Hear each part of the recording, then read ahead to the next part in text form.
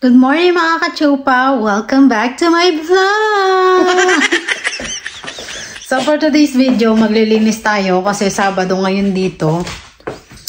At maglilipat ako ng mga gamit. Para pagdating ng asawa ko, nagkamali yata ako ng bahay na pinasukan. So ngayon, walang katao-tao. Ako lang. Dahil nagsipasukan na sila. So, linisin natin ang ating buong bahay. Diba?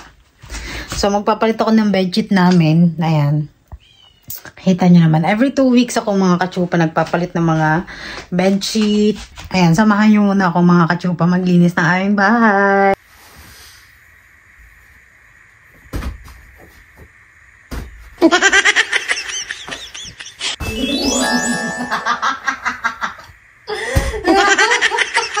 Magic! Diba?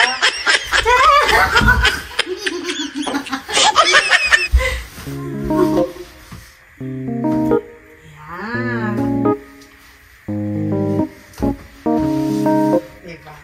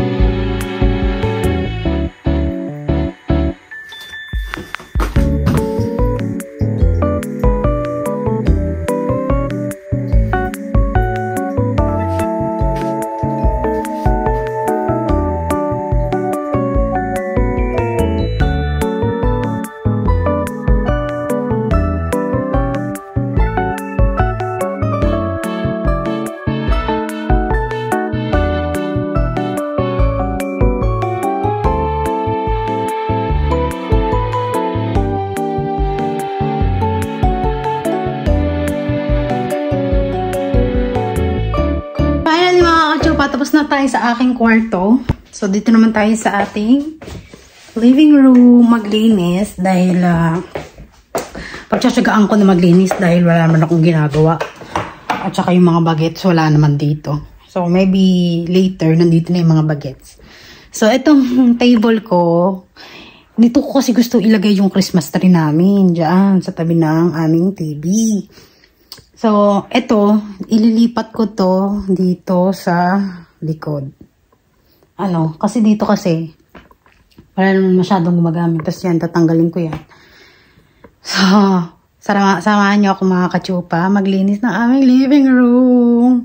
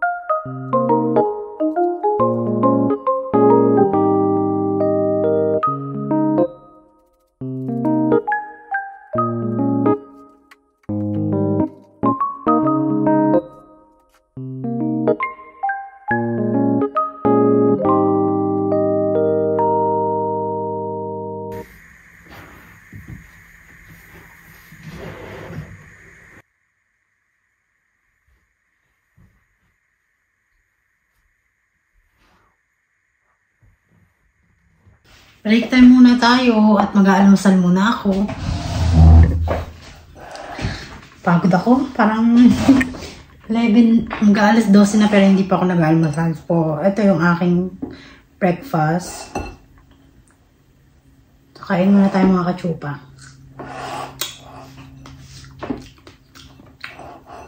Sarap. Tamis.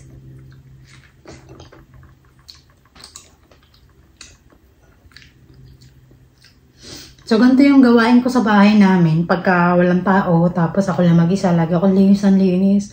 Parang minsan yun nakakapagod na maglinis dahil minsan wala ka naman lilinis, ganun. Nakakapagod din pala maglinis, ano. Mamaya pagka-uwi ng asawa ko, balik mo yun sa dati. Hindi na gusto ng asawa ko eh, no? Ano kaya? Sana ma-appreciate niya, no? Kumakain ako ng strawberry, blueberry, and raspberry. Ito yung blueberry. So, ito lagi ang almusal ko. Minsan, nag-i-skip ko ng breakfast kasi hindi naman ako masyadong nagkakakain. Pagka matagal ka nang hindi nag-aalmusal, parang normal na sa'yo yun, yung hindi ka na nag-aalmusal, ganyan. Normal na pala. Nasasanay na rin pala yung katawan mo pag kaganon, no? Lagi ang almusal ko. Minsan, papaya. May papaya pa kami dyan. So later, kakainin ko rin yung papaya. Dahil mag-i-skip nga ako ng breakfast, lunch. Tas later na lang pagka kakainin namin yung natira naming kebab. Na ginawa ko kahapon. Masarap talaga siya. Parang namamayat na ako, Baka mamaya sabihin na pipilingera na naman ako. Pero parang feeling ko namamayat na ako dahil yung itong sando ko dati putok na putok sa akin. Ngayon hindi na. Parang maluwag pa nga eh. Maganda yung nagpapapayat tayo. Tsaka nabasa ko rin sa Bible na huwag masyadong kumain ng kumain. Parang turuan mo yung sarili mo na hinay-hinay sa pagkain. Kasi yung pagkain hindi nakakaganda sa katawan. Oo, nakakaganda yung yung kinakain mo is healthy. Pero yung kain ka ng kain na wala nang nguya ka ng nguya. Parang hindi na siya maganda sa katawan mo. Parang overdose ka na. Overdose ka na sa pagkain. So, mas maganda rin talaga na nagbabasa tayo ng Bible araw-araw. Lagi tayo may natututunan. Minsan, mga katsupa, pag wala kayong Bible sa bahay nyo, meron YouTube sa TV nyo, di ba? Meron, siguro naman may TV kayo or cellphone. Meron sa YouTube na vlogger yata yun. Nakalimutan ko na yung pangalan, pero lagi ko siya pinanonood. Yung siya ng mga Bible, yung mga ibig sabihin ng ganito, ng ganyan. Maganda rin ba panoorin yung ganun? Kasi yun yung pinanonood ko sa aming bahay. Natututunan mo kahit na hindi ka magbasa ng Bible, basta nanonood ka about sa Bible. Maganda. Nakakatuwa. Kakainin ko na tong prutas ko. Baka mamaya masira. Sayang na naman. Mahal pa naman din. $5. Sarap. Lalo na tong blueberries. Medyo matamis-tamis siya. Ito pala sa Amerika. Wala silang subject ng GMRC. Kasi tinatanong ko yung aking stepson. Si Danny. Tinatanong ko siya, meron ba kayong subject ng GMRC? Yung about sa tuturuan ka sa religion, tuturuan ka sa mga magagandang asal, yung mga ganun ba? Sabi niya wala naman daw silang ganun kasi daw dito, walang pakialamanan sa religion. Kung anong religion mo, bahala ka na. Sabi ko, ay ganun ba? Kasi sa amin parang, hindi pa, yung elementary pa lang kami, may GMRC na kami Diba yung parang tuturuan tayo magdasal, tuturuan tayo ng mga about Bible, diba? Dito hindi pala ganun, parang kanya-kanya ng religion. Pero dito sa Amerika, maraming Christianity. Marami ditong Christianity, kaya lang sa school, hindi tinuturo yung mga ganun. Sabi ko, ay ganun. Dapat tinuturo, diba? Siguro kasi itong country to open country. Baka mamaya kasi pag tinuro yung sa religion, hindi na papasukin yung mga anak nila, di ba? Tapos tinanong ko, may uniform kayo? Aba, wala daw. Kanya-kanyang damit. Sabi ko, ang galing naman. Sa atin may uniform, dito wala. Sabi ko, siguro sa ibang school, may uniform. Pero dito, ewan ko lang kasi wala pa akong nakikita sa Amerika na naka-uniform ang estudyante. Parang kanya-kanya sila ng damit. Nakakatawa, dami ko nalalaman. Kaya pala sila hindi marunong magdasal. Kasi yung asawa ko, talaga sila shaman. Nagdadasal lang sila pag kailangan. Yung ganun. Di ba tayo, tinuruan tayo na magdasal palagi. Bago kumain, bago matulog, bago magising, ganyan. Hindi yung pag may kailangan lang. Diba? Sabi ko, ay, ang galing naman. Iba talaga yung religion ng asawa ko. Pero ngayon nga, nagpapakonvert na kami sa Christianity. Natututo na kami nga mag-control sa sarili namin. Dati kasi, kung ano yung nakikrave ko, kunwari crave ko yung ice cream. Punta ko yung ice cream, ganyan. Napakabilis po makuha. Yung parang crave ko donut, nakukuha ko agad. Ngayon na nalaman ko nga sa Bible na huwag masyado kain ng kain, parang turuan mong dumisiplina yung sarili mo na sa pagkain. Diba? Sabi ko, ang galing naman. Kaya nga, ni-skip ko na yung breakfast. Tapos, hindi na ako masyadong kakakain ng kanin. Papak-papak lang. Nakakapayat din pala yun, no? Tapos, tuwing gabi, nag-exercise ako. Maganda rin talaga sa katawan ng exercise. Araw-araw, walang palya. Pero minsan kasi sumasakit yung abs ko. Parang nagpo-form abs na siya. Nagiging six-pack. So, yun pa pala mukha mo. Pero aminin ko, ang laki talaga ng tiyan ko noon. Kasi nga siguro may PCOS ako. Pero ngayon parang lumiliit-liit na. Hindi na kasi ako kumakain ng sobrang dami. Tsaka pagkakain kami sa buffet, magkumagla tayo kumain sa buffet. Konti lang ang kinakain ko. Sayang ang bayad mo. Diba? Hindi pa ako tapos. Hindi ko pa alam kung saan ko ililipat yung mga... Parang gusto ko ililipat ng kitchen sa una. Kung malilipat lang yun, no? Pero kung akong tatanungin mga kachopa, gusto ko yung pagbukas ng pinto, living room agad. Hindi kitchen. Ano? Pwede naman kitchen. Kasi itong design na bahay namin, old style. Pagkapasok mo sa pinto, kitchen agad. Tapos, living room. Yung kitchen nga namin, nandito lang yung kwarto namin. No? Sabi ko, kakaiba. Yung kwarto nasa tapat ng kitchen. Parang feeling ko ang kwarto namin, maid's room eh. Di ba makakasupa? Kasi yung maid's room, di ba, malapit lang sa kitchen. Pero okay lang din. Kasi nga itong bahay namin, maliit lang. Pero para sa akin, malaki na talaga. Pero kung i-compare mo siya sa mga ibang bahay dito sa Amerika, maliit lang talaga to. Kasi malalaki ang ano dito, yung mga 100, 200 square meter, parang ganun. Kaya lang sa amin, 180 plus lang yata. Nakalimutan ko na. Pero kung ako magde-design ng bahay, gusto ko yung aesthetic ba? Yung white and wood lang ang kulay. Kasi yung aming bahay parang ano eh, parang chocolate. Tapos ito kulay gray. Medyo may pagka-aesthetic, di ba? Pero hindi siya masyadong aesthetic dahil kulay gray siya. Yung aming living room naman, white and wood. Kaya lang yung mga gamit for chocolate. Walang kakulay-kulay ba? Walang magandang kulay. Kaya mga gusto ko minsan, bumili ako ng pintura, pipinturahan ko, ano. Ganyan tayo, wala tayong magawa eh. Bagay, wala kasi tayong pagkakaabalahan, kaya kung ano lang iniisip natin sa loob ng bahay, di ba? Ano mga kasupa, kung ako naman susunod, gusto ko itong pinturahan ng white and wood para medyo maaliwalas yung aming kusina. Kaya lang, mahirap magpintura kasi dito. Tsaka mahal ang pintura. Nadadali lang naman kung gugustuhin mo. Kaya mahal talaga ang pintura. Pero iniisip ko nga, maganda pa naman ang aming pintura. Hindi pa naman siya bakbak. Siguro na lang mga after 10 years, kung bakbak na, tsaka namin papalitan. Ano? Kaya lang kasi ang ganda pa eh. Kaya ayaw kong palitan. Sayang lang din. Eh yung aking asawa gusto daw bumili ng ng L-shape na sopa. Kaya lang, yung sopa namin, okay pa. Sabi ko, mahal lang sopa. Nakita ko nung pumunta kami sa WGR. GR ba yun? WGR yata yun, hindi ko alam. Pumunta kami din, yung mga sopa doon, nagkakahalagang 100,000 pesos. Sabi ko, sopa lang, 100,000 pesos na mahigit.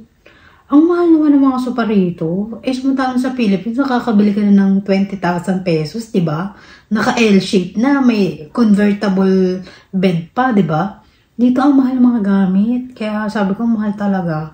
Sabi ko, antayin na lang natin surutin. Antayin natin surutin yung sopa bago tayo bumili. Kasi sayang din ang pera, ano? Hindi naman ganun kadali kumita ng pera. Sabi ko, wag na.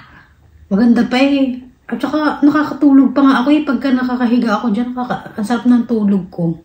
Kaya sabi ko, wag mo nang bumili. Sayang lang pera.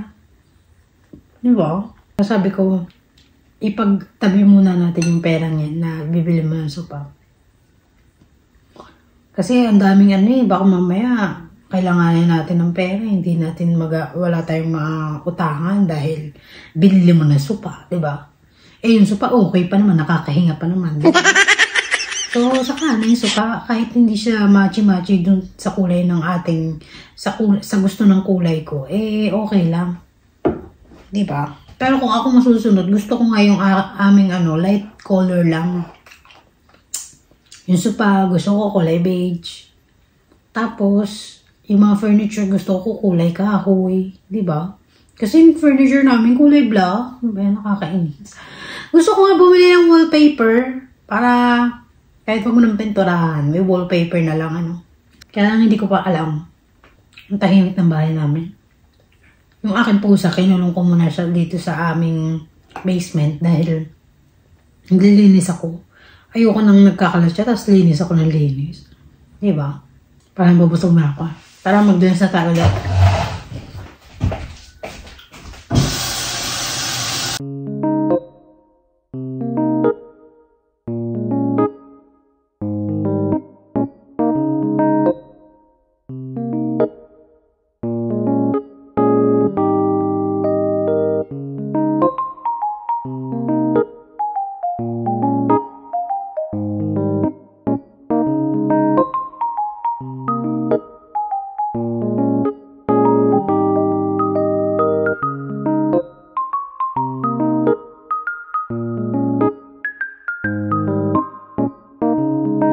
Kachupa, parang hindi siya maganda rito.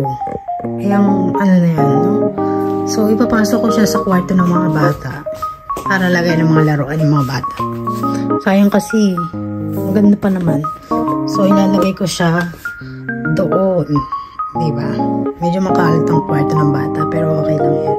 Malinis naman ang sahig. So, ilalagay ko siya doon para lagay ng mga toys ni Honey and Danny. So, ayan.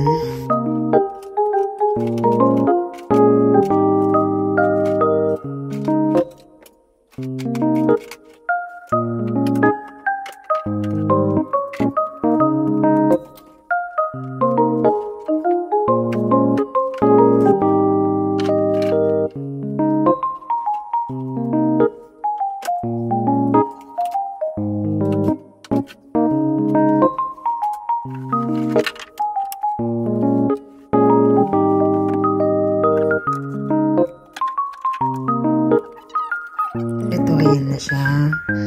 Ayan. Diba, malawag na. Ang Christmas tree namin, ilalagay na lang namin siya dyan para mas tabi siya ng TV. Diba? So, ito yung aking desk. Ayan. Hindi na siya masyadong makalat. Kaya lang ito ilalagay ko rito. Saan ko ba ito ilalagay? Dito na lang.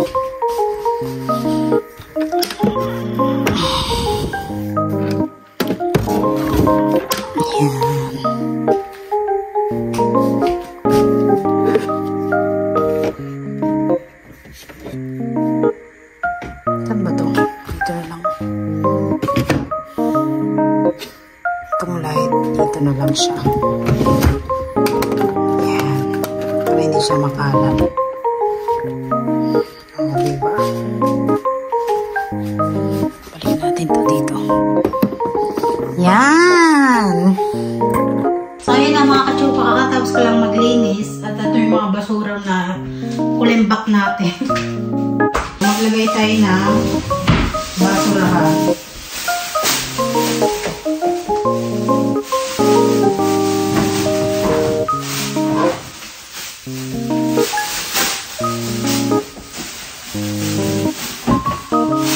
Napagod na ako. Ayan.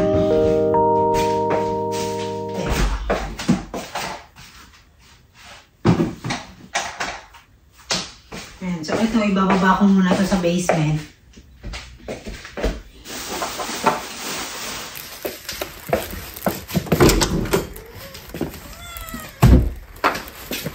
Dito ko itinatapon yung aming basura.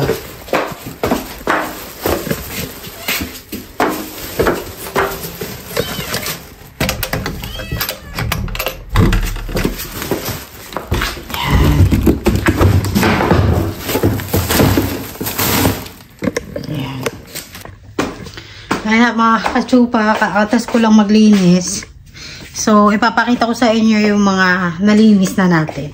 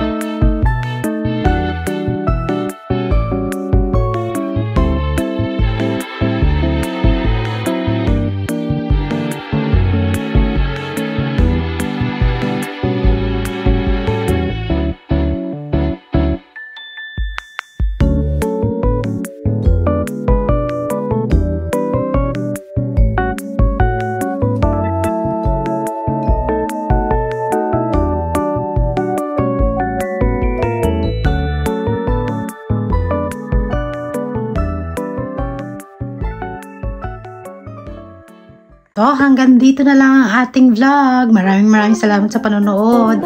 At sana nag-enjoy kayo sa aking paglilinis ng aming munting bahay. Maraming salamat po. God bless.